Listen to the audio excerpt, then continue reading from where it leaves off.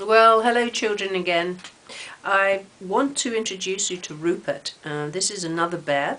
This belonged to my son Alex. And you've probably heard of the Rupert Bear stories because there are books about Rupert Bear and his friends.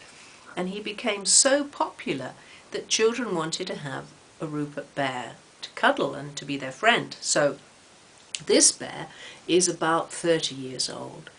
And I've had him for 25 years.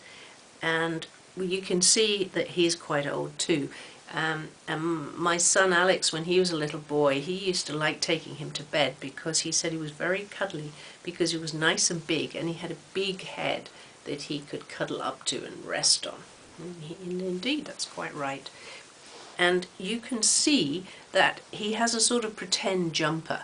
It's not a real jumper, and it's getting very, very thin and worn. And you can see here I've tried to repair it and put a patch on, but it just breaks because the material is so thin. So I don't know what I'm going to do. I'm going to have to maybe make him a new jumper. And he has these wonderful yellow trousers with squares on them. And I've had to make some yellow patches because the holes have appeared in them. I don't know whether maybe a little mouse or something's been eating him, but you can see there are holes.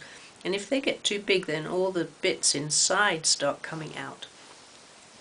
You can see he's got like pretend shoelaces on here. And he's got this lovely bare mouth here, but it's getting so old and worn that it's coming apart, so I might have to stitch it up.